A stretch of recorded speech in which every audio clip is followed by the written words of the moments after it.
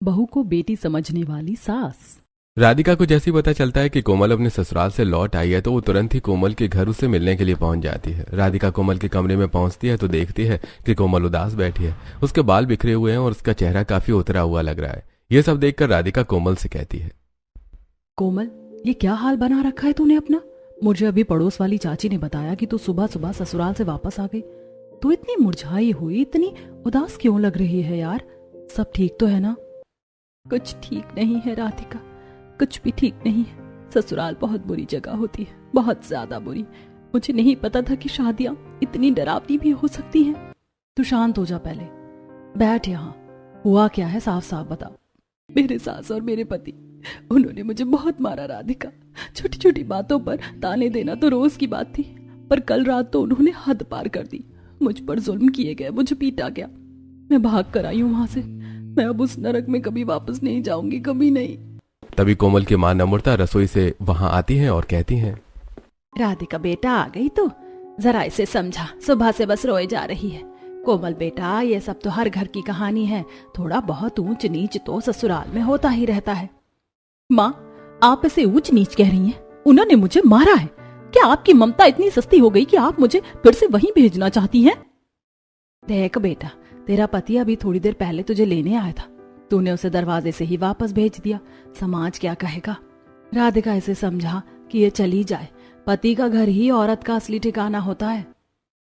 मौसी, आप ये क्या कह रही हैं? अगर कोमल वहां खुश नहीं है और उसके साथ मारपीट हो रही है तो आप उसे जबरदस्ती कैसे भेज सकती हैं? वो सही कह रही है, उसे ऐसी जगह वापस नहीं जाना चाहिए जहां उसकी जान को खतरा हो। बेटा, ये तो औरत का भाग्य है, सब कुछ सहना पड़ता है। चुप रहकर घर बसाना ही सलीका है। मैंने भी अपनी जिंदगी में बहुत कुछ बर्दाश्त किया है। तुम्हारी दादी ने मुझ पर क्या कम जुल्म ढाए हैं, पर मैं टिकी रही ना। कल को तू भी ससुराल जाएगी, तुझे कोई दिक्कत होगी तो तुझे भी बर्दाश्त करना पड़ेगा। चुपचाप समझौता करना सीखो। ऐसा कहकर नम्रता अपना पल्लू संभालती हुई वापस रसोई की तरफ चली जाती है। कोमल और राधिका एक दूसरे को बेबसी से देखती हैं। देखा राधिका, मेरी अपनी माँ भी मुझे नहीं समझ रही। काश मेरी शादी ही ना हुई होती, काश मैं कभी उस घर गई ही ना होती। मुझे तो अब शादी से ही डर लगने लगा है। औरतों के साथ ससुराल में कभी अच्छा व्यवहार नहीं होता। राधिका कोमल से काफी देर बातें करती है, फिर वो अपने घर आ जाती है। घर आकर वो अपनी दादी और अपनी माँ को सारी बातें बताती है। ये सब सुनकर राधिका की दादी कहती है, अरे कौन सी बड़ी बात हो गई? 2 बातें सुन लिया, 2 थप्पड़ खा लिए तो क्या पहाड़ टूट पड़ा? ये सब तो बहुत कॉमन चीजें हैं। हमारे जमाने में तो इससे भी बुरा होता था, और तू इन सब बातों में इतना परेशान क्यों होती है? तभी राधिका के पिता महेश घर में आते हैं और वही सारी बातें सुनकर कहते हैं, राधिका, तू फिक्र मत कर, मैंने तुझे बहुत लाड प्यार से पाला है। मैं तेरे लिए कोई अच्छा, बहुत अच्छा ससुराल ढूंढूंगा जहां तुझे सिर आंखों पर बिठाया जाए। लो, आ गए लाडले पिता, तुम्ही ने इसे बिगाड़ रखा है। हाँ, माँ राधिका को कल कुछ लोग देखने आ रहे हैं। बहुत अच्छे खानदान का रिश्ता है। राहुल नाम का लड़का है, अपना बिजनेस है उसका। अगर सब कुछ जम गया तो हम राधिका की शादी तय कर देंगे। अगले दिन घर में मेहमानों के आने की तैयारी चल रही है। रागिनी रसोई में पसीने से तरबतर खाना बना रही है। तभी महेश रागिनी को आवाज देकर कहता है, अरे रागिनी, जल्दी करो, लड़के वाले किसी भी वक्त पहुंचते होंगे। जी बस हो ही गया। तभी राधिका किचन में आकर अपनी माँ से कहती है, माँ, मैं आपकी मदद कर दूं? नहीं बेटा, तू अपनी तैयारी कर ले जाकर। अच्छे कपड़े निकाल, उन्हें प्रेस कर और पहन ले। बाल ठीक से बना लेना, खाना मैं बना लूंगी। तू बस मेहमानों के सामने अच्छे से पेश आना।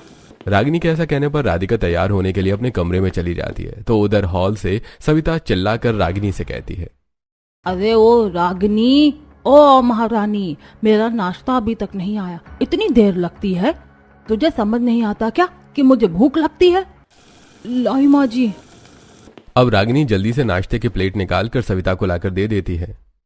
ये लीजिए माँ जी, वो मेहमान आ रहे थे ना, तो उसी की तैयारी में थोड़ा समय लग गया। तेरे पास तो जिंदगी भर से बहाने तैयार रहते हैं। काम चोर कहीं की, एक नाश्ता समय पर नहीं दे सकती। रागिनी, थोड़ा जल्दी कर दिया करो ना। तुम्हें तो पता है माँ बूढ़ी हो गई है, चिड़चिड़ी हो जाती है। हाँ, बूढ़ी हो गई हैं तब इतना आतंक मचा रही हैं। जब जवान थी तब पता नहीं कितना आतंक मचाती थी। मेरी पूरी जवानी तो इनकी गालियां सुनने में निकल गई। यही सोचकर रागिनी किचन में जाकर काम करने लगती है। थोड़ी देर बाद राहुल अपने माता पिता के साथ राधिका के घर आता है। राधिका चाय की ट्रे लेकर आती है और सभी लोग राधिका के हाथ से चाय लेते हैं और राधिका सबको बहुत पसंद आती है। चाय पीते हुए संजय कहता है, महेश जी, आपकी बेटी तो वाकई बहुत सुशील है।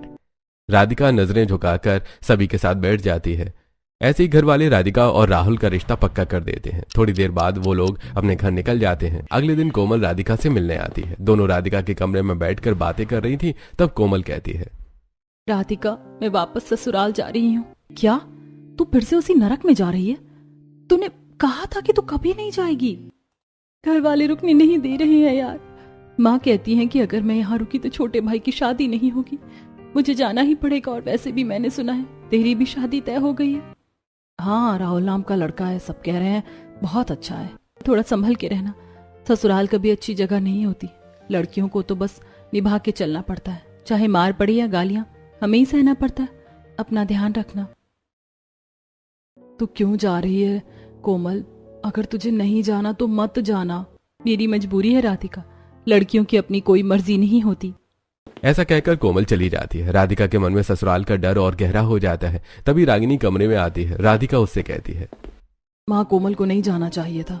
उसके ससुराल वाले उस पर इतना जुल्म करते हैं, आप लड़कियों को वापस क्यों भेज देते हैं? बेटा, अब लड़कियों के नसीब ही ऐसे होते हैं। माँ, क्या दादी भी आप पर जुल्म करती थी जैसा कोमल के साथ हो रहा है? क्या आपके साथ भी वैसा ही हुआ था? तुम्हारी दादी वो बहुत तेज थी बेटा, अब तो बुढ़ापे के साथ थोड़ा ठंडी पड़ गई है, वरना पहले तो पानी मांगने पर भी सुना देती थी। तभी सविता बाहर से चिल्लाकर आवाज देती है, अरे ओ रागिनी, रागिनी, जल्दी से मेरे लिए गुनगुना पानी लेकर आ। तूने अभी तक मेरी दवाई नहीं दी। तुझे समय का अंदाजा नहीं रहता क्या? जान लेगी मेरी। ठीक है बेटा, तुम आराम करो, मैं तुम्हारी दादी को दवाई दे देती हूँ, वरना उनका शोर थमने वाला नहीं। ऐसा कहकर रागिनी वहां से चली जाती है। समय बीतता है और राधिका की शादी का दिन भी आ जाता है। राधिका दुल्हन के लिबास में सजी हुई है। वो बहुत सुंदर लग रही है, लेकिन उसके चेहरे पर कोई खुशी नहीं है। वो आईने में खुद को देख रही है और उसके दिमाग में राधिका और उसकी माँ के शब्द घूम रहे हैं। तभी रागिनी कमरे में आती है और कहती है, बेटा, तुम तैयार हो गई, बारात आ गई है, सब तुम्हारा इंतजार कर रहे हैं। माँ, अभी तक कोमल नहीं आई क्या?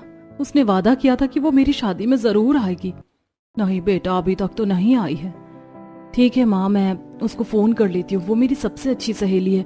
अगर मेरी शादी में नहीं रहेगी तो मुझे अच्छा नहीं लगेगा। ऐसा कहकर राधिका कोमल को फोन लगाती है कि तभी कोमल वहां आ जाती है। राधिका देखती है कि कोमल के हाथों और पैरों पर नीले निशान है, उसका होंठ फटा हुआ है। ये देखकर राधिका घबराकर कहती है, कोमल, ये क्या हुआ तुझे? ये निशान कैसे हैं? राधिका, मैं तेरे घर आने के लिए कह रही थी। मैंने उनसे बस 2 घंटे की मोहलत मांगी थी, पर मेरे ससुराल वालों ने मुझे बहुत मारा। मेरी सास ने कहा कि तू अपनी सहेली की शादी में जाकर हमें बदनाम करेगी। फिर तू यहाँ कैसे आई? जब मैं बेहोश हो गई तब मेरी सास को लगा कि कहीं मैं मर ना जाऊं, उन्होंने छोड़ दिया। मैं बहुत मुश्किल से तेरे से मिलने आई हूँ, पर मैं रुक नहीं पाऊंगी। मेरा पति बाहर गाड़ी में बैठा है। तभी दरवाजे पर आकर कोमल का पति जोर से चिल्लाता है, अरे कोमल, हो गई तेरी बात? चलो यहाँ से, कितनी देर लगा रही हो? पहले ही तमाशा कम किया है क्या? हाँ हाँ आई। देखा राधिका, अब मैं चलती हूँ। ऐसा कहकर कोमल वहां से चली जाती है। इधर राधिका और राहुल की शादी हो जाती है और राधिका विदा होकर अपने ससुराल के लिए निकल पड़ती है। लेकिन कार में बैठे बैठे भी उसके मन में वही पुरानी बातें चल रही थी। ससुराल तो खराब ही होता है, पक्का मुझे भी वहां जाकर मार खाना पड़ेगा। छोटी छोटी बातों पर जुल्म सहने होंगे। जैसे दादी मेरी माँ को चिल्लाती है, जैसे कोमल की हालत है। अब मेरी भी जिंदगी खराब हो जाएगी, मैं कभी खुश नहीं रह पाऊंगी। बारात राहुल के घर पहुंचती है। राधिका लाल जोड़े में दरवाजे पर खड़ी है। राहुल उसके बगल में खड़ा है। राधिका की सास निशा राधिका के गृह प्रवेश के लिए आरती की थाली लेकर आती है। तभी राहुल कहता है, माँ जल्दी करो ना, वैसे ही मैं बहुत थक गया हूँ। कितनी देर लगा रही हो आरती शुरू करने में? पैरों में दर्द हो रहा है मेरे। लो, पति का ड्रामा तो यहीं से शुरू हो गया। अभी से इसे थकान होने लगी। अभी तो घर के अंदर कदम भी नहीं रखा, पता नहीं आगे क्या क्या होगा मेरे साथ। राहुल, ये क्या तरीका है बात करने का? बहू है, घर की लक्ष्मी है, उसकी आरती तो उतारने दे शांति से। और तू कितना थक गया है? क्या तू अकेला शादी कर रहा था? ये बेचारी लड़की इतने भारी लहंगे और गहनों में सुबह से खड़ी है, इसने तो एक शिकायत नहीं की। तो चुपचाप खड़ा रहे। ठीक है माँ, करिए आप। निशा बहुत प्यार से राधिका की आरती उतारती है और उसे अंदर लेकर जाती है। फिर कहती है, बाहू, अब जाकर तुम अपने कमरे में आराम कर लो, तुम भी बहुत थक गई होगी। बाकी की बातें और रस्में हम सुबह देखेंगे। शुक्रिया। राहुल और राधिका कमरे में दाखिल होते हैं। राधिका अपने बेड के कोने पर सहमी हुई बैठ जाती है। तभी राहुल कहता है, देखो राधिका, मैं काफी थक गया हूँ और मुझे बहुत नींद आ रही है, मैं सोने जा रहा हूँ। राहुल बिना राधिका की तरफ देखे सो जाता है। थोड़ी देर बाद राधिका भी सो जाती है। अगले दिन सुबह के 8 बज रहे हैं। राधिका अभी तक सोकर नहीं उठी है। तभी निशा राधिका के कमरे में आती है और उसे जगाते हुए कहती है, बेटा सुबह हो गई है, अब जल्दी से उठ जा। राधिका अपनी सास के जगाने पर हड़बड़ाकर उठ बैठती है और कहती है, माँ जी, पता नहीं कैसे मेरी नींद ही नहीं खुली, इसीलिए मुझे उठने में देर हो गई, मुझे माफ कर दीजिए। अरे बहू, तो इसमें इतना घबराने वाली कौन सी बात है। राहुल तो सुबह सुबह ही काम के सिलसिले में निकल गया। अब तू आराम से तैयार हो और ये ले, ये मेरी तरफ से तेरे लिए साड़ी है, मैंने बहुत चाव से खरीदी थी, आज ये पहनना। तभी राधिका की नंद पल्लवी कमरे में चहकती हुई आती है। भाभी गुड मॉर्निंग, चलिए मैं आपको तैयार कर देती हूँ। वैसे भी मैं पार्लर का कोर्स कर रही हूँ, मैं आपको बहुत सुंदर बना दूंगी। शुक्रिया पल्लवी। ठीक है राधिका बेटा, अब तुम्हें तुम्हारी ननद तैयार कर देगी, मैं चलती हूँ। और हाँ, पल्लवी बहुत बातें करती है, तो तुम देख लेना अपनी ननद को। ऐसा कहकर निशा कमरे से बाहर चली जाती है। अब राधिका जाकर फ्रेश होकर आती है और पल्लवी राधिका को आईने के सामने बैठकर तैयार करने लगती है। और फिर बातों ही बातों में पल्लवी राधिका से कहती है, पता है भाभी, भैया तो निवेदिता नाम की लड़की को पसंद करते थे। वो बहुत मॉडर्न थी, पर माँ को वो बिल्कुल पसंद नहीं थी। माँ के आगे भैया की एक नहीं चली और माँ ने आपकी फोटो देखते ही कह दिया कि बहू तो यही बनेगी, इसीलिए भैया ने आपसे शादी कर ली। पल्लवी की बातें सुनकर राधिका और डर जाती है और मन ही मन सोचती है, हे भगवान, अब तो मेरा पति मुझ पर और भी जुल्म करेगा। मैं तो उसकी पसंद की भी नहीं हूँ। वो किसी और से शादी करना चाहता था और उसकी माँ ने जबरदस्ती ये शादी कराई। अब मेरा क्या होगा। क्या सोच रही हो भाभी, आप तैयार हो गई हैं, देखिए कितनी सुंदर लग रही हैं। आज तो भैया आपको देखकर फिदा हो जाएंगे। चलिए, सब बाहर इंतजार कर रहे हैं। अब पल्लवी राधिका को लेकर बाहर आती है, जहां सभी औरतें मुंह दिखाई की रस्म के लिए बैठी थी। राधिका सभी के बीच में आकर बैठ जाती है। औरतें राधिका की बहुत तारीफ करती हैं। तभी राहुल भी घर लौटता है। मालती राहुल को देखकर उससे कहती है, राहुल तेरी बीवी तो बहुत सुंदर है बेटा, तू तो बहुत भाग्यशाली निकला। राधिका तो बहुत गुणी लग रही है। राहुल बिना कुछ बोले सीधा अपने कमरे में चला जाता है। ये देखकर राधिका का दिल बैठ जाता है। वो मन ही मन सोचती है, देखा, इन्होंने मेरी एक तारीफ तक नहीं की, करेंगे भी क्यों, इन्हें तो मैं पसंद ही नहीं हूँ। इनकी माँ ने इन्हें मजबूर किया है शादी करने के लिए, तो भला उन्हें खुशी कहाँ से होगी। थोड़ी देर बाद मुंह दिखाई की रस्म खत्म हो जाती है और सभी औरतें अपने अपने घर चली जाती हैं। उसके बाद निशा कमरे में जाती है और डांटते हुए राहुल से कहती है, राहुल ये क्या तरीका है, तू थोड़ी देर वहाँ रुक नहीं सकता था।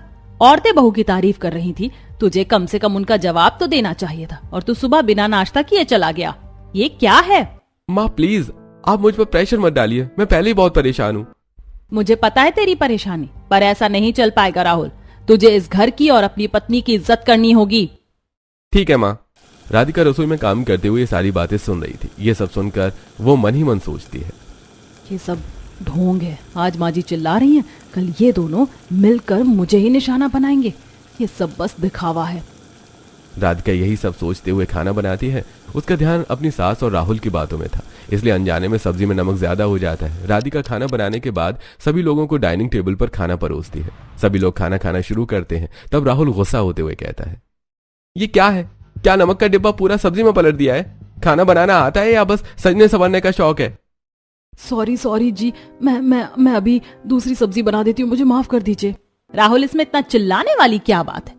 हाथ है ना, कोई मशीन तो है नहीं कि हर बार परफेक्ट डालेगी। नया घर है उसका, वो घबरा रही होगी। तुझे अगर सब्जी नहीं खानी तो तू दाल खा ले, और नहीं तो सलाद रखा है। मुझे खाना ही नहीं खाना है। ऐसा कहकर राहुल थाली पटक कर उठकर चला जाता है। कोमल जोर जोर से रोने लगती है। तब उसके ससुर उसे समझाते हुए कहते हैं, बेटा तुम परेशान मत हो, राहुल का नेचर थोड़ा गुस्से वाला है, लेकिन अब शादी हो गई है ना, धीरे धीरे सब कंट्रोल हो जाएगा। हाँ बेटा, पहले ये भी बहुत गुस्से वाले थे, मैंने पूरा कंट्रोल कर लिया। तू भी इसे धीरे धीरे संभाल लेगी, चिंता मत कर। और भाभी, आपको भैया को सॉरी बोलने की कोई जरूरत नहीं है, गलती उनकी है, सॉरी वही बोलेंगे। ये सब सुनकर राधिका के चेहरे पर एक हल्की सी मुस्कुराहट आती है, पर मन का डर अभी भी गया नहीं है। ऐसे कुछ दिन बीतते हैं। एक दिन राहुल रात को राधिका से कहता है, राधिका कल सुबह मेरी एक बहुत जरूरी मीटिंग है, मेरी व्हाइट वाली शर्ट प्रेस करके रख देना। हाँ, और सुनो, अलमारी में एक ब्लैक कलर की फाइल होगी, उसे भी ढूंढकर टेबल पर रख देना। मुझे सुबह बहुत जल्दी निकलना है, तो कोई गड़बड़ नहीं होनी चाहिए। जी मैं कर दूंगी, आप फिक्र मत कीजिए। अब राहुल लाइट बंद करके सो जाता है। अगली सुबह राधिका जल्दी उठकर राहुल की फाइल ढूंढ कर रखती है। उसके बाद शर्ट निकालकर उसे प्रेस करने लगती है। तभी निशा बाहर से आवाज देती है। राधिका घबराकर प्रेस को वैसे ही छोड़कर दौड़कर अपनी सास के पास आती है। तब निशा राधिका से कहती है, अरे बेटा, मैं बस ये कह रही थी कि आज राहुल को जल्दी जाना है तो उसके लिए नाश्ता थोड़ा जल्दी बना लेना, बेचारा खाली पेट ना जाए। जी माँ जी। राधिका ऐसा कहकर जैसे ही वापस अपने कमरे में आती है तो उसे कमरे से जलने की बू आती है। वो देखती है कि राहुल की सफेद शर्ट के बीचों बीच एक बड़ा सा काला निशान पड़ गया है। शर्ट जल चुकी है। ये देखकर राधिका के होश उड़ जाते हैं। वो मनी मन सोचती है, ये भगवान, ये क्या हो गया? राहुल जी तो मुझे जान से मार डालेंगे। माँ ने सही कहा था, मेरी किस्मत ही खराब है। अब मैं क्या करूं? तभी राहुल नहाकर बाथरूम से बाहर आता है और अपनी जली हुई शर्ट देखकर गुस्सा होते हुए कहता है, ये क्या है? पागल हो गई हो क्या? तुम्हें एक शर्ट प्रेस करना नहीं आता? मेरी सबसे इंपॉर्टेंट मीटिंग है आज और तुमने मेरी लकी शर्ट जला दी। क्या खाकर शादी की थी तुम मुझसे? राहुल के चिल्लाना सुनकर निशा और संजय भी वहां आ जाते हैं। ये सब देखकर संजय कहता है, क्या हुआ राहुल, इतना क्यों चिल्ला रहे हो सुबह सुबह? देखिए पापा, आपकी लाडली बहू ने क्या किया है, मेरी शर्ट जला दी। अब मैं क्या पहनकर जाऊंगा? राहुल, ये कौन सी बात हुई? अगर शर्ट जल गई तो जल गई, इसमें इतना शोर मचाने की क्या जरूरत है? जाने दो, कोई बड़ी गलती नहीं हुई है। आपको तो इसमें गलती नजर ही नहीं आएगी ना। माँ, मेरी मीटिंग खराब हो सकती है। बस राहुल, चुप हो जा। दूसरी शर्ट निकालो और पहन। राधिका, तू रो मत बेटा, इंसान है, गलती हो जाती है। ठीक है, रहने दो, नहीं खाना मुझे नाश्ता और ना ही यहाँ रुकना है। ऐसा कहकर राहुल दूसरी शर्ट पहनकर गुस्से में पैर पटकता हुआ घर से बाहर निकल जाता है और राधिका जोर जोर से रोने लगती है। तब निशा उसे समझाते हुए कहती है, चुप हो जा मेरी बच्ची, तू चिंता मत कर, मैं उससे बात करूंगी। तू जा और जाकर चेहरा धो ले। ऐसा कहकर निशा और संजय हॉल में आते हैं। शाम को निशा राधिका के कमरे में आती है तो देखती है कि राधिका लेटी हुई है। निशा राधिका से कहती है, अरे राधिका बेटा, तू ऐसे क्यों लेटी है? क्या हो गया तुझे? बस माँ जी, मेरे सर में थोड़ा सा दर्द था, इसीलिए लेटी थी। बेटा, तेरे सर में दर्द था तो तुझे मुझे बताना चाहिए था, मैं तेरे सर में बाम लगा देती हूँ। ऐसा कहकर निशा सामने टेबल की ड्रॉर से बाम निकालती है और राधिका के सिर में लगाने लगती है। ये देखकर राधिका कहती है, अरे नहीं नहीं माँ जी, आप रहने दीजिए। नहीं बेटा, क्यों रहने दूं? तू भी तो मेरी बेटी जैसी है। ये सुनकर राधिका बहुत खुश हो जाती है। ऐसे ही दिन बीत रहे थे जहां एक तरफ राहुल राधिका से बहुत बेरुखी वाला व्यवहार करता है तो वहीं निशा हर वक्त राधिका का ख्याल रखती है। कभी उसे उसकी पसंद की चीज खिलाती, कभी उसके बालों में तेल लगाती तो कभी उसके साथ बैठकर टीवी देखती।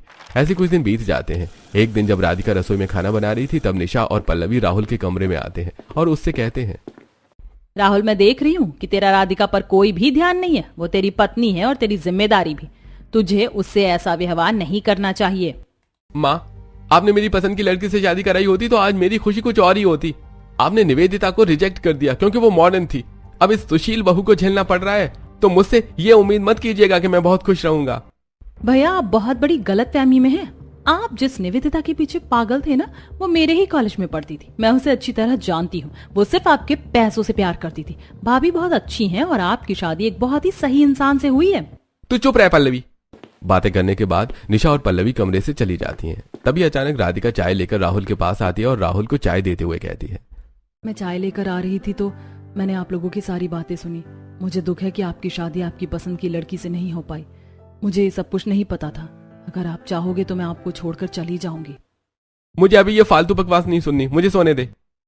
ऐसा कहकर राहुल सो जाता है। अगले दिन शाम को निशा राधिका के साथ सब्जी लेने के लिए बाजार जाती है। दोनों सास बहू सब्जियां खरीदती हैं। फिर जब वापस लौटने लगते हैं तो उन्हें मोहल्ले की कुछ औरतें मिलती हैं। तभी मालती निशा से कहती है, अरे निशा बहन, तुमने सुना या नहीं? आज तक माधवी अपनी बहू पर सिर्फ जुल्म करती थी, लेकिन आज उन लोगों ने अपनी बहू को खूब मारा पीटा। बेचारी बहुत जोर जोर से रो रही थी। उसके रोने की आवाज मेरे घर तक आ रही थी। यह तो बहुत गलत बात है। हमारे पड़ोस में एक बहू पर इतना जुल्म हो रहा है और हम चुपचाप बैठे हैं। चलो हम अभी उनके घर चलते हैं और उन्हें समझा कर आते हैं कि ये सब गलत है। ऐसा कहकर सभी औरतें अपनी अपनी सब्जी के झोले लेकर सीधे माधवी के घर पहुंचती हैं तो देखती हैं कि उनकी बहू बेचारी कोने में बैठकर रो रही है और माधवी उस पर चिल्ला रही थी। ये सब देखकर निशा गुस्सा होते हुए कहती है, ये सब क्या है माधवी बहन? तुम ये सब अपनी बहू के साथ ठीक नहीं कर रही हो। ये कानूनन भी जुर्म है। माधवी की बहू निशा की आवाज सुनकर रोते हुए उठती है तो राधिका उसे देखकर चौंक जाती है क्योंकि वो कोई और नहीं बल्कि कोमल ही थी। राधिका दौड़कर उसे गले लगा लेती है और कहती है, कोमल, तो ये तू है जो इतने जुल्म बर्दाश्त कर रही है? बहुत हो गया, आज के बाद तू ये सब बर्दाश्त नहीं करेगी। मैं अभी पुलिस को फोन करती हूँ और उन्हें ये सारी बातें बताती हूँ। तेरे ससुराल वालों को इन सारी गलतियों की सजा मिलकर ही रहेगी। हाँ राधिका, तुम बिल्कुल ठीक कहती हो। अभी पुलिस को फोन लगाओ और इन सभी को अरेस्ट करवाते हैं और इन सभी के खिलाफ गवाही हम लोग देंगे, फिर देखते हैं इन्हें कौन बचाता है। निशा की बात सुनकर कोमल की सास और उसका पति बहुत डर जाते हैं, लेकिन तभी कोमल कहती है, नहीं नहीं निशा चाची, राधिका प्लीज आप पुलिस को फोन मत लगाइए। जो भी है ये मेरे पति और मेरी सास है और मेरे घर की इज्जत नीलाम हो, मुझे ये बिल्कुल बर्दाश्त नहीं।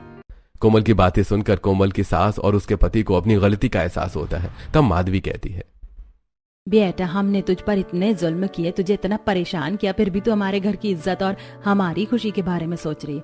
आज हमें अपनी गलती का एहसास हो गया तो हमें माफ कर दे। आज के बाद हम तुझे कभी परेशान नहीं करेंगे, बहुत प्यार से रखेंगे। हाँ कोमल, माँ सच कहती है, मुझे भी माफ कर दो। मैं पति होने के बाद भी अपनी जिम्मेदारियों को नहीं निभा पाया, लेकिन तुमने तब भी हर बात बर्दाश्त की और आज तक किसी से शिकायत नहीं की। और आज भी जब तुम्हारी सहेली पुलिस को बुलाने के लिए कह रही है, तभी तुम हमारे बारे में ही सोच रही हो। आप लोगों को आपकी गलती का एहसास है, मेरे लिए तो यही बहुत बड़ी बात है। आप लोगों को मुझसे माफी मांगने की कोई जरूरत नहीं है। ये सब देखकर राधिका बहुत खुश हो जाती है और उसके बाद सभी औरतें अपने अपने सब्जी का थैला लेकर अपने अपने घर चली जाती हैं। घर पहुंचकर निशा राधिका के साथ फ्रिज में सब्जियां रखवाती है। तभी राधिका कहती है, माँ जी आज आपने मेरी सहेली के दुखों को दूर करके सिर्फ उस पर ही नहीं बल्कि मुझ पर भी एहसान किया। उसकी तकलीफ से मुझे भी बहुत तकलीफ होती थी।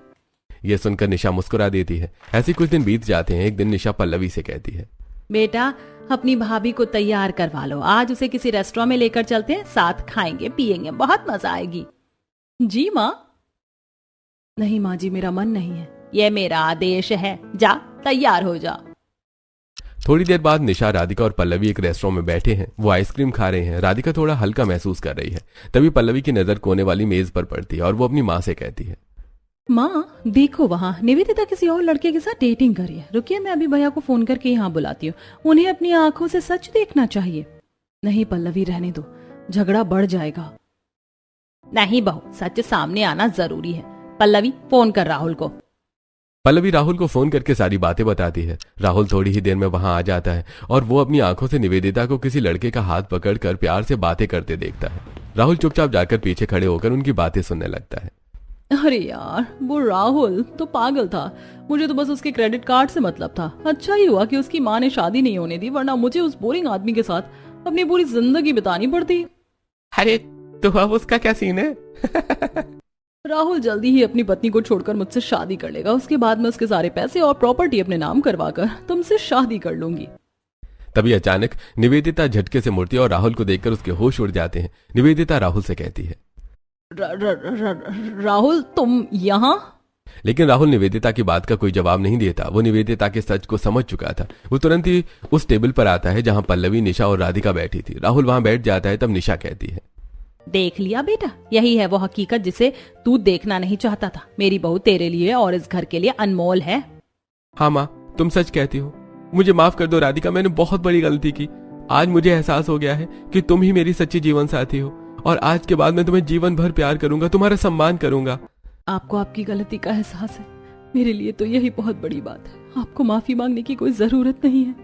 अब वो लोग खुशी खुशी घर लौट आते हैं। अगले दिन से घर का माहौल अब पूरी तरह से बदल चुका है। सभी लोग हॉल में बैठकर बातें कर रहे थे। तब पल्लवी कहती है, और भैया आपसे भाभी को परेशान किया तो मुझसे बुरा कोई नहीं होगा। आखिर भाभी मेरी बेस्ट फ्रेंड जो बन गई हैं। अब कभी नहीं पल्लवी, अब तो मुझे राधिका का ख्याल रखना सीखना होगा। कुछ दिनों बाद राधिका और राहुल राधिका के मायके पहुंचते हैं। राधिका के माता पिता उन्हें अचानक देखकर हैरान रह जाते हैं। राधिका बहुत खुश दिख रही है। उसके चेहरे पर अब वो डर नहीं है। ये देखकर रागिनी हैरान होते हुए कहती है, कोमल दामाद जी, आप लोग अचानक सब ठीक तो है ना? माँ मैं बहुत खुश हूँ, मुझ बहू को बेटी समझने वाली सास मिली। मैंने कहा था ना माँ, मैं अपनी बेटी के लिए सबसे अच्छा घर ढूंढूंगा। काश और लड़की को ऐसी सास मिले जो उसे पराया ना समझे। आज कोमल को देखकर मेरा कलेजा ठंडा हो गया। शाम को राधिका और राहुल घर लौट आते हैं जहां राधिका की सास आंखें बिछाई उसका इंतजार कर रही थी। राधिका ये देखकर मनी मन बहुत खुश होती है और सोचती है, भगवान करे ऐसी बहू को बेटी समझने वाली सास हर लड़की को मिले, फिर कोई लड़की कभी भी शादी से नहीं डरेगी।